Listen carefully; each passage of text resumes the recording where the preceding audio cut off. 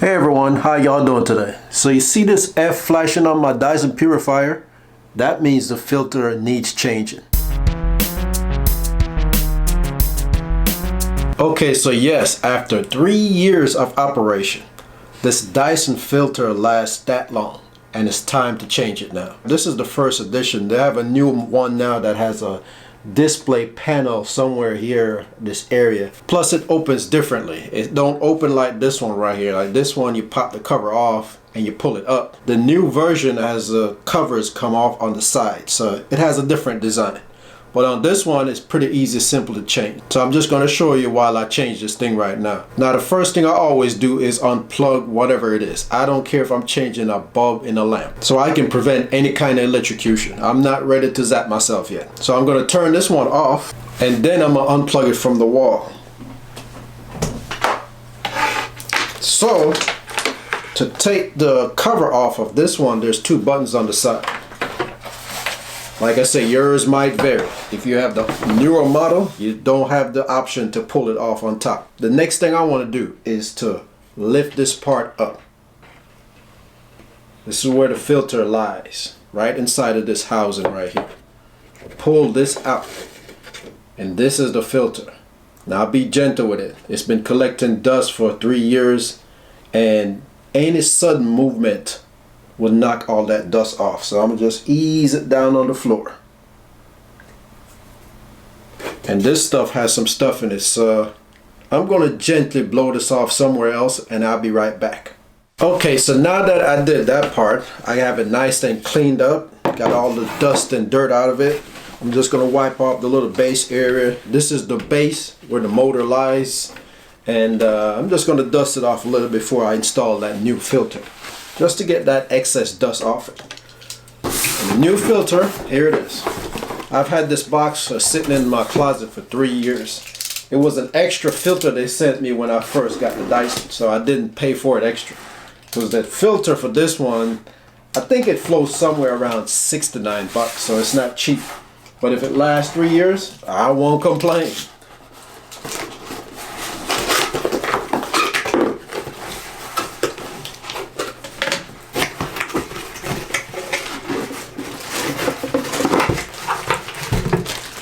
There's the new filter right there. Nice and white and clean. I'm going to take this out of the plastic wrapper. See, look at that. Big difference. Let me try to bring the old one back up. Now, this is the old one. I don't know if you can see all that dirt floating around it, stuck to it. Yeah. So I'm going to slip this old one back in this bag, since it's already got the dust and dirt on it, and then this one goes in the trash. Now the new filter, nice and clean, and put it right on top. Now the filter doesn't have to, well, it doesn't matter how you do it. You can actually put it in here first.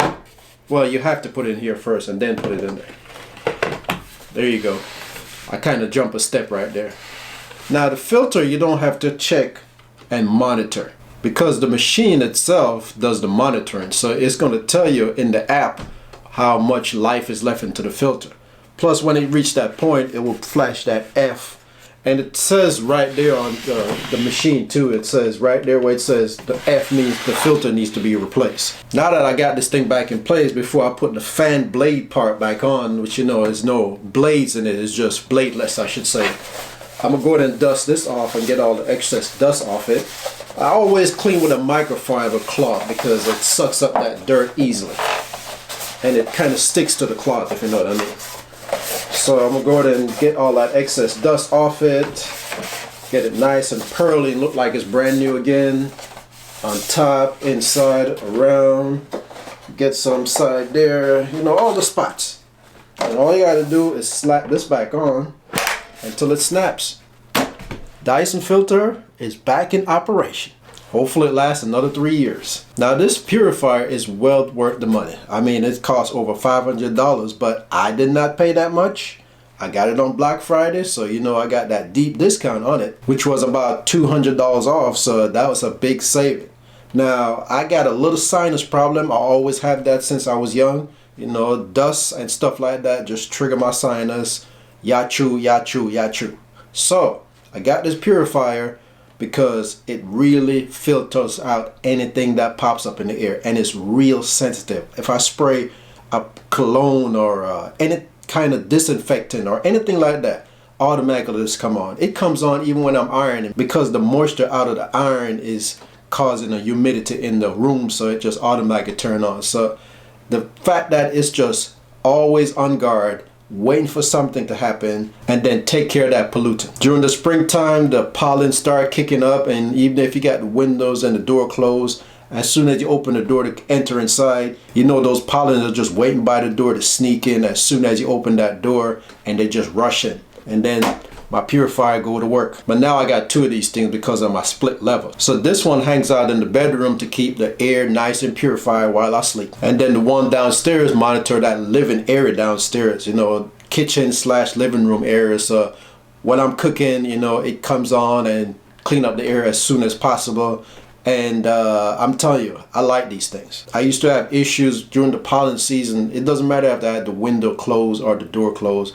My nose would just constantly run all the time. So I used to hate the pollen season. Now I barely interact with it because yes, I go from door to car and car to door, but that little interaction doesn't really trigger my sinus that bad. But ever since I got this thing right here, it stays on duty, and it was well worth the purchase, especially for a person like me. Like I said, I have the sinus issue where my nose are very sensitive to pollens and dust and everything. So I would buy it over and over again, and that's why I got another one just like it, so I can cover the bottom level. Anyway, so that's going to be it for this video. I did another video on this purifier, so you might want to check that out. I'm gonna leave it at the end of the video. Now, even though they have the newer version, which costs a little bit more, they still have this one. I think they're still selling them while supply lasts. So go ahead and check it out. They probably still have them on sale, and if they do, go ahead and grab you one, especially if you or somebody in your family is sensitive to pollen and dust and all that.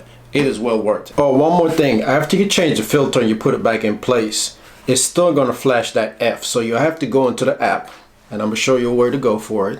It's going to be under the settings, so you want to make sure you're on the right purifier. Now mine says living room, but I got to swipe over to the one that says bedroom. Once I get to the bedroom purifier, I want to click this little caution sign up in the top right corner, and then I want to go to your machine settings. So where you see filter life 0 hours remaining, I want to click on that, and then I want to come all the way down to the bottom where it says reset filter life.